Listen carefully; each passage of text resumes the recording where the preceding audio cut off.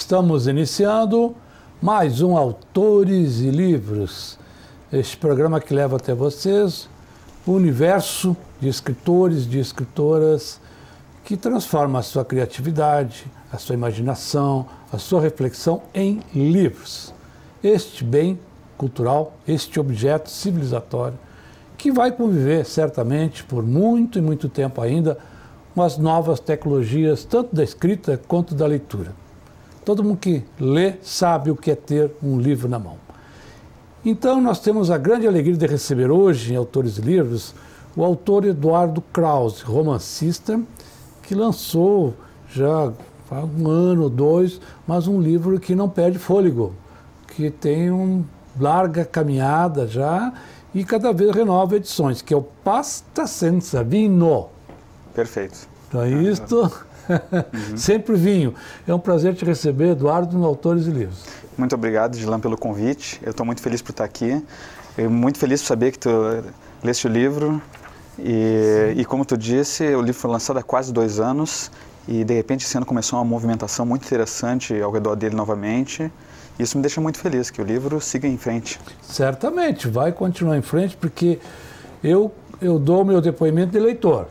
Não sou especialista, resenhista, não tenho nenhum título em formação literária, mas uma experiência de leitor. Eu me envolvi completamente com a leitura do livro, gostei mesmo. O livro está, nas primeiras coisas, bem escrito, a seleção das palavras, do diálogo, enfim. O roteiro literário dele é algo muito bem cadenciado e o título é muito interessante porque justamente o livro trata sempre do vinho, do amor, gastronomia e de outras questões até que passam às vezes do riso, da leveza para a profundidade das armadilhas do amor. E é um livro que é uma história de amor. Quase todos são histórias de amor, mas não tem aquele caráter sentimentalista, aquela linguagem bobinha, sentimental. Pelo contrário, é uma história muito interessante que liga Itália, Brasil, que liga a cidade de Florença, Rio de Janeiro e Porto Alegre. Faz um triângulo, vamos dizer assim, geográfico e gastronômico. E tu revelas aqui, Eduardo, que passaste um ano foi? 11 meses, para ser mais exato. 11 meses. Passaste na Itália. Isso. E lá, tudo que tu menos aprendeu foi referente à tua profissão de publicidade e propaganda e acabou saindo este livro. Como é que foi essa gestação, o ambiente italiano, a cidade de Florença? Aqui tem um reencontro extraordinário com Petrarca. Começa com o soneto do Petrarca aqui, que depois vai ter ressonância no Camões. Interessante, Tuardi, aquele tal. Eu gosto muito dessa poesia aí do início. O que aconteceu foi que, essa é uma história, eu gosto muito de contar, ela é quase tão interessante quanto o livro, porque eu não fui para Florença, eu fui morar em Florença, mas não fui para escrever o livro. Eu fui como uma espécie de ano sabático, eu estava trabalhando sem férias há 7 anos. E numa área que demanda muito. Eu estava como administrador da minha empresa com os meus sócios, estava trabalhando muito já até um ponto em que meus próprios sócios e amigos começaram a dizer para eu tirar férias. Então eu fui comprando um domingo para o outro, passagem para ir para conhecer Roma. E nessa viagem de 10 dias eu conheci Florença de passagem, não conheci nada sobre Florença, me apaixonei, voltei, vendi meu carro e 2 meses depois fui para ficar esses 11 meses, que deveriam ser 6, 7, cabia dando uma esticadinha. E lá o livro apareceu para mim, e eu acho que a Florença tem muito isso de inspirar as pessoas. E lá, uma noite, a história me atacou, e eu não tive outra opção que não fosse começar a escrever. Então esse livro começou a ser escrito mesmo em Florença, na Itália. E ele nasceu assim, não digamos pronto, ou ela foi acumulando, os personagens foram se revelando? Eu lembro muito bem que veio para mim, após um jantar com muito vinho, antes de dormir, eu me deparei com um primeiro capítulo e um último, e até hoje não sei direito. Por que eu estava, quais conexões cerebrais eu estava, o que eu estava pensando, que me levou a uma história que tinha início e fim. E aí eu comecei a escrever e o resto foi se desenrolando. Eu conheço autores que que só escrevem um livro, um romance, quando eles têm o final. Outros, pelo contrário, precisam do início. E outros não precisam nem do início e nem do final. Eles vão escrevendo partes que depois vão sendo montadas como até um quebra-cabeça. E esse fato, essa prática de dedicar-se à escrita literária, ela não se deu por acaso. Já tem uma convivência, uma familiaridade com a literatura, enfim. Já escrevesse outras coisas antes? Na verdade, eu sou publicitário, mas da área de direção de arte. Então, o normal seria um redator escrever um livro. Nunca foi meu plano escrever um livro. Então, quando me veio, foi até uma coisa que me deixou no início um pouco aflito, que tinha uma história que eu queria contar, mas não sabia como é que se escreve um livro. A pessoa se depara com essa questão, não posso escrever um livro. Não é bem assim para escrever um livro. Nunca fiz oficina literária nem nada. Então, é engraçado, eu comecei a pesquisar na internet e tentar criar um método de criação meu, organizar isso aí, e eu comecei eu inventei que eu ia escrever em uma linha o resumo de cada parágrafo. E assim eu desenhei um esquema até o final, e aí são pequenas coisas que tu vai, e escrever um livro é escrever. Escrever? Você vai escrevendo. Se entregar a escrita. Né? Então, eu fico muito feliz quando as pessoas dizem que ficaram imersas na história, que se entregaram à narrativa e tudo mais, porque eu também escrevi muito intensamente. Eu fiquei muito focado nessa história durante todo o tempo que eu escrevi. E é um livro assim que ele tem uma narrativa que flui, que anda. Ela anda, assim, a história anda. Os editores americanos se preocupam muito com isso, que nenhum leitor ia suportar uma leitura que a história não anda para frente. Mas a tua começa num ano, depois ela dá um salto, enfim. Tu conseguiu fazer muito bem esse jogo de tempo, de lugar e concatenar muito. Até parece que tu usaste, na verdade, a tua técnica de criação literária semelhante à dos roteiristas que escrevem nas famosas, antigamente, nas fichinhas. Cena tal, número, depois põe até no chão e puxa para cá, puxa para lá, para montar a cena. Mas aqui elas se desenrolaram, como eu diria assim, como um folhetim também. Que ela termina um capítulo e deixa em aberto logo para engatar no outro. Tu usou todas as boas técnicas da literatura. Essa é uma grande preocupação. Não pode dizer que não tinha domínio sobre a técnica narrativa. A minha preocupação, lembro que eu pensava quando eu escrevia, que cada capítulo tinha que chamar para o próximo, porque ninguém me conhece, então eu tinha que manter a pessoa muito atenta, porque afinal tem que chamar a atenção do pessoal. Não, mas é uma técnica narrativa clássica que foi utilizada durante muitos famosos folhetins de jornais, enfim. Tu te apropriou muito bem. Então tu fez a tua oficina via internet, vamos dizer assim. Eu pesquisava outros autores. É muito engraçado que os grandes autores, tu vai ver o Hemingway, até a Jorge Amado, Vargas Llosa, todos os grandes escritores, em algum momento, resolveram dar dicas para o autor iniciante. Sim. E é muito engraçado que muitas vezes elas são muito diferentes entre si. Alguns precisam ter um final da história, outros não. Cada um tem sua técnica. Então peguei essa miscelânea toda e pensei, não, vou tentar do meu jeito, e acabou saindo. Né? Ou seja, tu não precisou para participar de oficina literária formal, essa? Gostaria muito de ter participado, mas acabou que, para a minha profissão no dia a dia, eu sempre gostei de escrever, mas para mim mesmo. Eu nunca pensei que escrever um romance um dia. E agora que peguei gosto pela coisa, continuo querendo escrever outros. Bom, já vamos falar depois sobre isso aí também. Mas não era a minha área, então não estava propriamente treinado para escrever um livro. Mas acho que na publicidade a gente acaba É a questão o domínio da linguagem, uma certa síntese da linguagem, limpeza da linguagem também, que isso dá muito para o publicitário. Ele não fica, né? E tem a noção da síntese de cena e coisa. É muito interessante perceber isso, esse domínio que está presente aqui no teu livro. Tu começas com o extraordinário soneto do Petrarca e fala, enfim. Eu lembro que depois o Camões vai falar, né? Que se ardo por querer, porque lamento. Se é sem querer o lamentar, que vale? Ó viva morte, ó deleitoso male, como podes tanto sem consentimento? Quem não conhece, né, Petrarca, soneto Petrarca são maravilhosos. Ele é genial. Tem até publicações bilíngues, quem sabe italiano, enfim e tal. E inspirou Camões aqui, que o fogo que arde sem queimar e tal e coisa. A gente tem essas intertextualidades. Eu fiz anotações aqui, que aqui nós temos um prosador que dá sabor à leitura. Aí tem um outro elemento na tua literatura aqui, que é justamente essa vida do personagem, o Tony, o Antonello, né? que ele é um marpione. Explica para nós o que é um marpione. Um marpione foi uma palavra que eu aprendi em aula, que para conseguir o visto para ficar esse tempo lá, eu me matriculei num curso de italiano, e de lá eu trabalhava com publicidade para meus sócios, mas fazia todo dia o curso de italiano. E eu lembro de um professor que em uma aula... O curso de italiano, se inscreve para poder estar na Itália. Para conseguir o visto de mais de 3 meses, eu precisava estar fazendo alguma ocupação, algum estudo, então eu me matriculei num curso de italiano.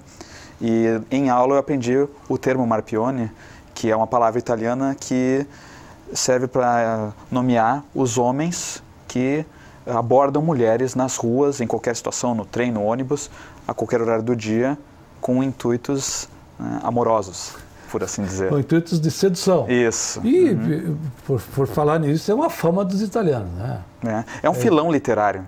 É um vilão. Os homens, a turista que vai à Itália, conhece o italiano, vive uma louca história de amor. É todo um filão. Tem o Sob o Sol da Toscana, que já é um clássico, fantástico, virou filme e tudo mais. E tem diversos autores que lidam com essa temática. E até onde eu pesquisei, não encontrei uma história que fosse do ponto de vista do italiano, como em Pasta Senza Vena.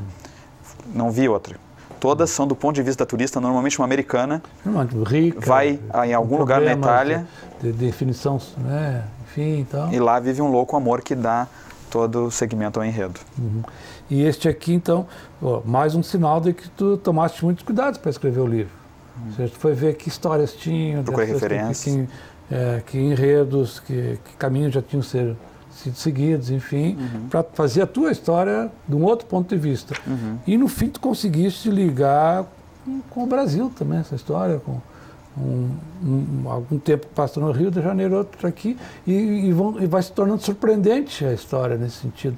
Que as revelações que, como a narrativa, aí eu posso dizer isso, a narrativa é envolvente, o leitor vai se perdendo e vai sendo levado pelo autor. E ele não vai se dando conta dos caminhos em que ele está sendo levado, de repente surpreende uma coisa que podia ter sido percebida antes, mas a narrativa não te deixa enxergar. E vai caminhando, e como os personagens se renovam nas suas aparições, não vamos falar do final, nem nada, que é muito interessante, o final muito assim, muito bonito, muito assim, cuidadoso, eu acho, para a história do livro. Né? Então tu trata de geografia, a geografia do país, Itália, Brasil, Rio Grande do Sul, fala da gastronomia. Isso eu estava falando, tem o Marpione, que é o sujeito dedicado a seduzir. Mas esse personagem, ele é daqueles que ficam atraindo pessoas para o restaurante também. Ser um Marpione é praticamente a profissão dele, porque ele precisa atrair turistas para o restaurante. Essa é a função dele. Atrair turistas para comer no restaurante, que é um restaurante que existe em Florença mesmo, o Giubi Rossi, que é o restaurante mais célebre. Aí eu dei uma romanceada, porque essas coisas não... Mas o Giubi Rossi existe de verdade, e é um restaurante, se não é o principal, um dos principais restaurantes de Firenze, e o Antonello tinha que atrair mulheres e até homens, ele seduzia até crianças, né, para brincar de jogar bola com ele. Ele atraía pessoas. Então, ser um Marpione era praticamente o trabalho dele. E aí tu precisou, eu acho que, dar uma estudada na geografia da cidade, porque referências são todas reais aqui, a praça, outros locais, enfim, e tal. Eu estudei bastante coisas, eu vivenciei muitas coisas por lá, e a minha grande dúvida era, porque a história se passa boa parte dos anos 60, então tive que fazer uma pesquisa, o que tinha lá, o que não tinha. Eu consegui que um fiorentino, uma pessoa através de um conhecido, fizesse a revisão do linguajar, se é realmente como eles falam lá. Então teve muitas expressões trabalho italianas que são expressões, né? E eu busquei expressões que, apesar de elas pontualmente aparecerem em todo o livro, eu busquei colocar só expressões que a gente conseguisse entender, como a gente vê nas novelas da Globo, aquelas que se passam na Itália, aquele italiano enrolado. Botei só expressões que a gente consiga entender mesmo, não precisa saber italiano para ler o livro. Para ler e entender perfeitamente os diálogos. É só para dar o tempero. Aquele molhozinho também, o tempero, exatamente, né? Vamos dizer, o personagem, ele tem no primeiro momento da história, tem toda essa coisa de um jovem, dito assim, um pouco responsável diante da vida e que arrisca, enfim. Mas claro que aos poucos a história vai desvendando porque ele é assim. E o que na verdade ele busca, e como é que foi essa construção para criar esse personagem? Eu busquei um personagem que não foi na primeira versão que eu ia escrevendo, eu vi que ele estava muito bonzinho, estava uma história muito romântica. Sim, sim. E eu quis justamente fazer esse contraponto às histórias de amor na Itália que existem. E tem coisas amargas também. Eu queria uma história um pouco mais cínica. Então, o Antonello é um personagem cheio de defeitos. Ele faz muitas coisas completamente reprováveis ao longo da história. E eu quis que ele fosse assim, realmente. E eu acho muito engraçado que os leitores, muita gente... Ontem mesmo saiu uma resenha de uma leitora, acho que era lá de São Paulo, que escreveu que odiou Antonello. Mas, apesar disso, gostou da história. Então, eu acho isso muito interessante. As pessoas que torcem contra ou a favor do Antonello, mas ainda assim se deixam levar pela história. Mas essa é a riqueza do personagem. Né? Esse é o grande trunfo do escritor quando ele cria um personagem. Que ele é convincente e tão verossímil que as pessoas mobilizam suas emoções a favor ou contra ele. Esse é o grande lance assim, da literatura que tira a indiferença do leitor. Você na publicidade sabe que tem que tirar a indiferença da pessoa para poder ser ouvido. E o personagem que fica tão raso, às vezes tão... Né, ele não vai agradar ninguém, enfim. Veja grandes personagens da história que conduzem, imagina, grandes romances, que ninguém vai aprovar eles, as suas condutas, muitas delas, mas depois quer ver como é que isso acontece. E é o que se passa no Pasta Senza Vino. Não é isso? Exatamente, Senza Vino, perfeito. Mas quem quiser falar Senza, para mim está ótimo também. Não, que é interessante porque o vinho também é um elemento fundamental, é claro, uma coisa que é uma das referências fundamentais da gastronomia, da vida econômica, mas da vida, da história das pessoas da Itália. Ele está sempre associado ao vinho. E aqui ele é muito presente, justamente no primeiro momento, no final do momento, em todos os momentos o vinho está ali presente. É engraçado que a primeira reação de muita gente quando vê o livro e que percebe que a frase pasta senza vino significa massa sem vinho, parece até um nome de história de filme de terror, mas não.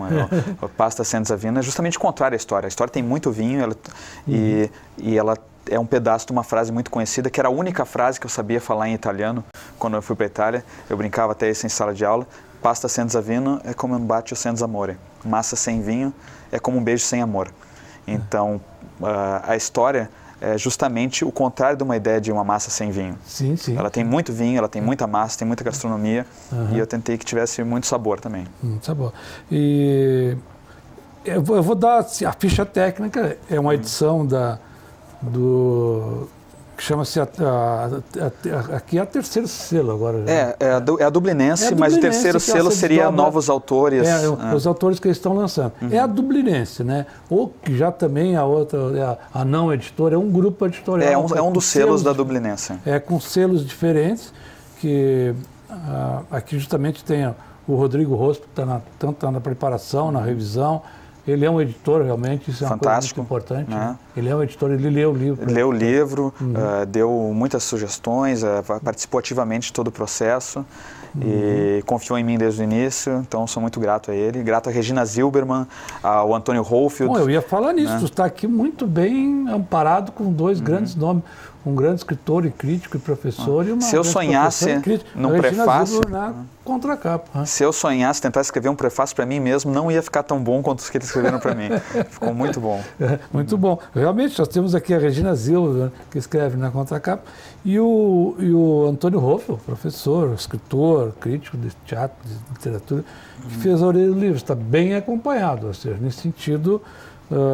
o livro está bem referendado, assim, se é que precisamos de aqueles argumentos de autoridade de alguém para falar sobre o livro. Também aqui eu ressalto que ele é dedicado a um amigo meu, que é o teu pai, o Eduardo Battaglia, que você roubou o nome italiano, falou do Battaglia, Krause, e a mãe Maria Moresco. Ou seja, tem italiano na família, né? E com o sobrenome... Acabou o sobrenome alemão, Krause. Ficou alemão forte, Krause, mas tem italiano, tem bastante forte aqui. Tem bastante forte. E o espírito, né, do personagem ressalta muito essa italianidade, né, o Antonello, o Tony, ela tem todo o andamento e tem, assim, referências à vida da Itália. Se tivesse que pesquisar certamente naquela hora. E eu fiquei impressionado pela galeria de personagens que aparecem muito bem definidos e bem visíveis ao leitor. É um trabalho de elaboração, que tu foste fazendo na escrita, enfim. Então. Eu convivi com eles bastante dentro da minha cabeça, né, desse período que eu vivi lá. E foi muito gostoso escrever, não foi nenhum sofrimento. Posso dizer que todos eles viveram dentro de mim, então foi muito fácil de escrever eles. E teve algum tipo de vivência, de experiência que abriram também um pouco assim, influências para a história? Teve muita coisa pessoal, coisas que me aconteceram ou que eu vi acontecer com outras pessoas. E os personagens quase todos, na verdade, eles são inspirados, diria que 90% dos personagens são inspirados em algum amigo meu, alguém que eu conheço, que se encontra no livro, isso é muito engraçado. Tem gente, não, isso foi feito para mim, eu estou nesse livro. Acontece muito, da pessoa se identificar, mas foi intencional. E a gente vai tirando, né, da vivência, além da criatividade, tem um pouco de vivência. Ah, certamente. E eu fiz a anotação assim que o personagem, o Antonel, no caso, dada a trajetória dele desde a juventude, vamos dizer, até a velhice, enfim, ele tem assim, o livro carrega um personagem do início ao fim, primeiro com aquela alegria, para usar uma palavra brasileira, aquela malandragem italiana, do viver a vida sem responsabilidade, mas ele também vai percorrer não vai poupar ninguém. Ninguém escapa, É isso, ninguém escapa disso. E por isso que é uma história muito interessante. Eu digo aí, pessoal do cinema, ela está prontinha para ser filmada. Tomara. O sonho, eu acho que toda pessoa que escreve um livro sonha com ou uma filmagem, ou uma tradução para outras línguas. Ou que o livro vá em frente. O livro indo em frente. É importante que ele tome o seu próprio caminho. E parece que é o que está acontecendo com o livro. Muito impressionante. Quando o livro toma impulso por si mesmo, ele faz a sua história, vai indo independente do autor. Mas tu já fizeste o lançamento na época, e tem tido contato com leitores, algum papo, alguma maneira que quem quiser conversar sobre o livro? Tem acontecido diversos bate-papos em sociedades italianas, eventos de gastronomia, já fui até a pizza literária, já dei palestra em São Francisco de Paula, em Igrejinha, tudo Três Coroas, lugares que me chamaram por causa do livro, Canela. E é muito interessante, cada lugar com um conceito bem diferente me chama para um bate-papo, e para falar do livro, que é meu assunto preferido, é só me chamar que eu vou sempre. Tá certo. E para o contato dessas pessoas, tu tem não pode referir? Porque... eu tenho o meu Facebook, é só procurar por Eduardo Krause, né? Tem 7 Eduardo Krause no Facebook, mas eu sou o da fotinha preto e branco do livro, não tem como errar. A capinha do livro, então, é isso? Vou mostrar aqui, isso aqui o livro. Então é só me procurar pelo Facebook. É uma fotografia Aí é Florença, o Domo de Firenze. E do outro lado tem um Cristo Redentor do Rio de Janeiro. Exatamente. Foi um livro muito bem concebido, né? Você estava falando do cuidado que o pessoal tem ali. Foi, a Dublinense é ótimo. Enquanto eu escrevia, eu sonhava, posso dizer assim, em publicar com a Dublinense. Eu mandei para muitas editoras e fiquei muito feliz, mais feliz do que normalmente um autor já fica. Porque eu realmente queria publicar esse livro pela Dublinense. Então, eu estou muito satisfeito com o trabalho deles. E a Dublinense tem um catálogo ótimo. É a editora assim, mais recente, de tanta que passaram na história do Rio Grande do Sul, que está fazendo um acervo de autores novos, enfim, maravilhoso, fantástico, gente. É uma editora relativamente recente, acho que tem 7, 8 anos, muito recente. Mas que defende os seus autores. E o catálogo de publicação. Busca divulgação. Tem critérios muito bons de divulgação. Sempre um trabalho cuidadoso na capa, tipologia. Temos um tempinho para falar de projetos novos. Isso aí já deu agora, te deu aquela confiança para sou um escritor. Acho que depois do segundo livro eu já posso dizer que eu sou um escritor, então estou correndo atrás disso ainda. Mas eu não só tenho muita vontade, como eu estou escrevendo e eu tenho esse plano. Enquanto eu escrevia esse, já meio que pensava nisso, eu tenho vontade de escrever mais livros com essa temática ítalo-brasileira, mas histórias muito diferentes. Então, é por esse caminho que, no momento, eu tenho seguido. E aí é uma perspectiva interessante, porque principalmente no Rio Grande do Sul mesmo, em São Paulo também, nós temos uma presença muito grande da comunidade dos imigrantes italianos, enfim, que certamente vão se encantar conhecer essa história. Esta é uma história, diria assim, mais contemporânea, mas existem tantas outras, enfim, é algo que não se esgota. em termos literários. Isso é uma coisa que é o que mais impressionou, porque o andamento do livro tem sido melhor que o esperado. Mas se eu tivesse parado para me dar conta antes, claro que a comunidade italiana é muito forte e esse livro chama muita atenção, tanto pela parte de gastronomia, então, como eu disse, sou convidado para eventos de gastronomia, para falar sobre vinhos ou viagens. Então, eu já fui em cursos de italiano falar, já fui em comunidade italiana, já fui em eventos literários, propriamente dito. Então, assunto não falta aí. Mas isso é que é interessante, a literatura tem que estar presente em todos os casos, não precisa ser sacralizado, né, num ambiente meio templário, assim, enfim. Ela tem que circular exatamente nas comunidades onde a vida acontece. Que bom que esse livro tem essa capacidade de andar em vários Recentemente ele foi utilizado numa escola em São Francisco de Paula. Então eu dei uma palestra para adolescentes, uma coisa que eu nunca pensei que ia fazer na vida por causa do livro. Que eles estudaram trecho sem aula, eu não sei como é que a professora fez, mas eu sou muito grato a ela, do Colégio Cooper Serra de São Francisco de Paula, que me recebeu muito bem. Então pequenas coisas que a gente não esperava quando escreve vão acontecendo e a gente sempre fica muito feliz.